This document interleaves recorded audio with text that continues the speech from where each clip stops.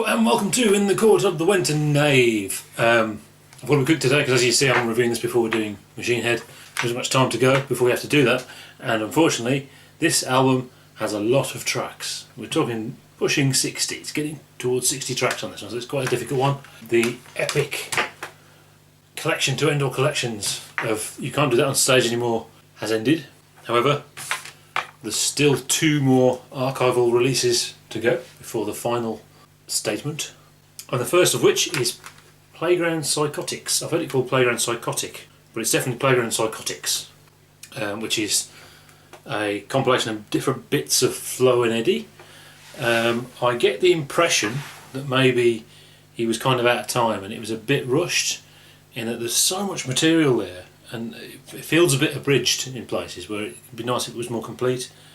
And because he had to squeeze it all onto 2 discs, so maybe a bigger box set would have been better. But and then again, maybe he was trying to be as concise as possible. I don't know, or maybe he was in a rush. Sadly, it's basically compiled from a load of band chatter because Frank recorded everything, or as much as he could, and from bits from the Fillmore East show, which we didn't get the complete set of.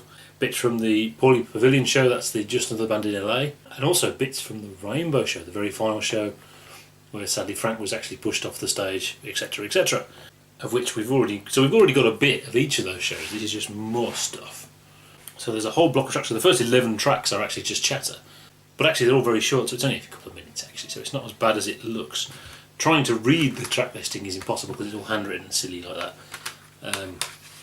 But I do think this is really good. Bear in mind, when I started doing this, that the real area I had no idea about really, or very little idea about, was Flo and Eddie.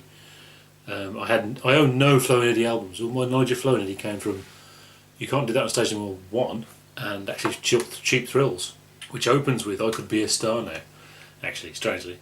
So in a sense this is the trickiest one for me to do because it's the one I know the least about, but I have listened to it extensively, so you know. So the album opens with Here Comes the Gear Lads, and it's just some chatter on a plane. I think they're waiting for the plane to take off, and someone points out that sounds like something you'd say in a Beatles cartoon. There isn't a Beatles cartoon. There's Yellow Submarine. There isn't a Beatles cartoon. What are you talking about? The Living Garbage Truck. When they arrive at this place, they've got a rubbish lorry. That's the proper way to say it. And they wanted the band to pose in front of a rubbish truck for some reason. Don't know why. Track 3 is a typical sound check. Nice bit of guitar over that thing that sounds suspiciously like Whole Lot of Love. This is neat. This is about them hiring cars and who's going to sort of take it in turns to use these cars they've been hiring. Motel Lobby is basically a bit of waffle, and waiting in the motel lobby. And that's the point with a lot of this chatter. You know, I got the impression you needed to be there for some of it. Vaguely entertaining, but it's not something you listen to more than once, really. I tend to skip to track 12. But yeah, track 6, Getting Stewed. Some comedy music kind of stuff. Track 7, The Motel Room. Someone going to the toilet, by the sounds of things. That's nice to know. Don't Take Me Down. Someone says, oh great, a ride, just like in Berlin.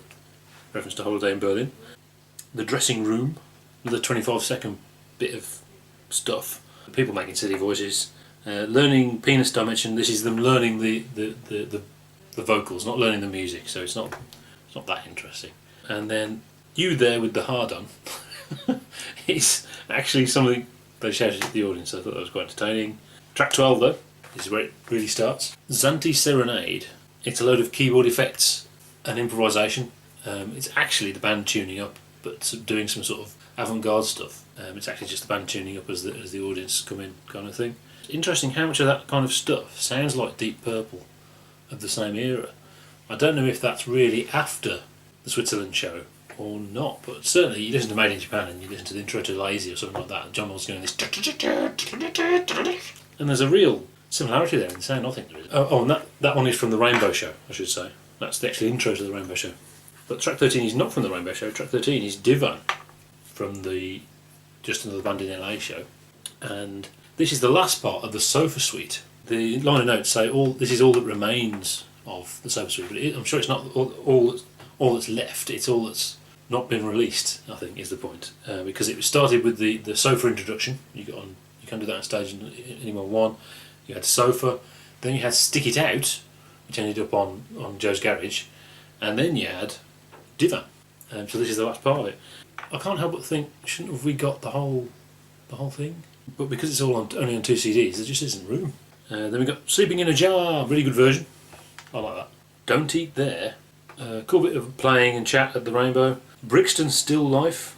A very cool jam, kind of subdued kind of jam at the Rainbow. Super Grease. This is the vocal improv stuff. This is more Fillmore stuff, so it's kind of the stuff we see John Lennon doing if you watch the YouTube video.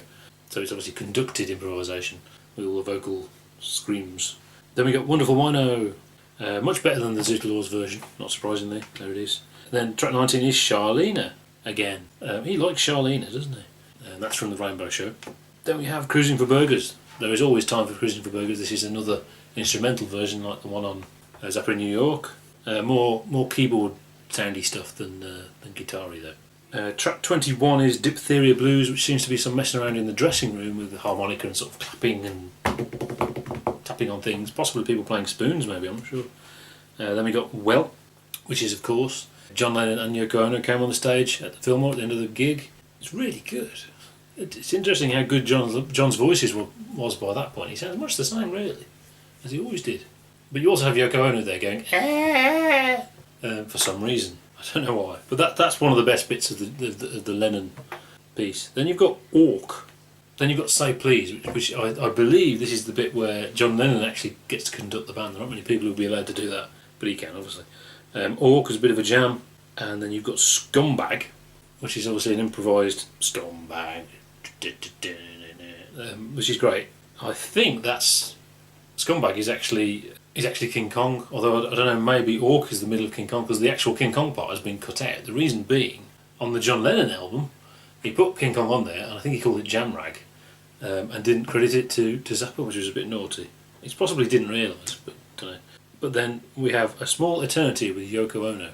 Now what happened in Scumbag is that I think Howard Kaylan came onto the middle of the stage with a bag and put it over Yoko's head, or she could sort of wail. And this is sort of everything feeding back and still wailing while everyone else has gone off the stage, I think. But it kind of sounds quite good. A Small Eternity with Yoko Ono. There you go. So that's the first disc. Second disc is some beer shampoo, some waffle about Howard getting beer thrown at him. Champagne lecture. It's some sort of concert chat type stuff. Track 3 is Childish Perversions, which is just more chat. Track 4 is Playground Psychotics. Silly smutty stuff. Then you've got the Mudshark Interview, which is the famous Mudshark incident involving members of Led Zeppelin and their entourage and a lady and some fishing. There's No Lust in Jazz. It's some ridiculous silly wailing. Track 7, Botulism on the Hoof. It's just some waffle. You Got Your Armies. It's only 10 seconds long and it seems to be nothing. Something about you've got your armies and you've got a band, so when you mix them together it become one. This is what happens. The Spuking. Lots of throwing up sounds, so that's very nice. I'm Doomed. This is breakfast chat over breakfast. And then back to songs, actual music. We have Status Back Baby. Great, what can I say? At the Fillmore. The London Cab Tape. This was something either Flo already recorded or the other one in a cab about some sort of planning, some sort of confrontation or something. And this was them listening to it. Then track 13, we have Concentration Moon. Now, it's funny how Flo and Eddie are so suited to that kind of thing because of their voices. I prefer it to the original. That's probably very controversial, but there you go. Then we've got the Sansini Brothers, which is just some stage antics. It's a good thing we get paid to do this, which is some script reading from 200 Motels. Someone says that. Then Concentration Moon Part 2, which is also fantastic. Then Mum and Dad as well, and also, I think this is better than the original. It's brilliant. Intro to the music for Low Budget Orchestra. Very different to the final revised music for guitar on Low Budget Orchestra, because I think this is on clarinet or that kind of instrument rather than guitar.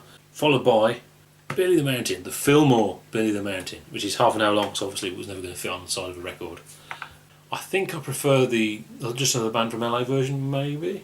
Not sure. But yeah, both fantastic versions, obviously. Then we have finally the true story of 200 Motels, which is all just bits and pieces of interviews and waffle and stuff like that. So track 20, we're on of disc 2. Kind of poor sound on this one, but it's just some chat. Then we've got a Frank Zappa interview talking about if you're not a professional actor, blah blah blah blah. Track 22 is some more chat, going for the money. 24, more chat. Jeff quits. Their bass player quit to become a blues musician because his girlfriend told him. And then a bunch of adventures is Frank explaining who they got to replace him, and it was actually ended up being Ringo's driver, interestingly, Martin Lickert. And then the next track is him, Martin Lickert himself explaining that. Then we got A Great Guy, which is some more waffling, bad acting for 11 seconds, a version of himself, which is 1 minute of stuff, and then track 31, I Could Be a Star Now, which is a clip of actual dialogue from 200 Motels. I could play the blues in blah blah blah and all that stuff. Yeah, so it's an album of kind of bits and pieces, but there is some awesome stuff on there if you dig through it. Whether all the chatter is worth it, don't know. There you go. See you next time.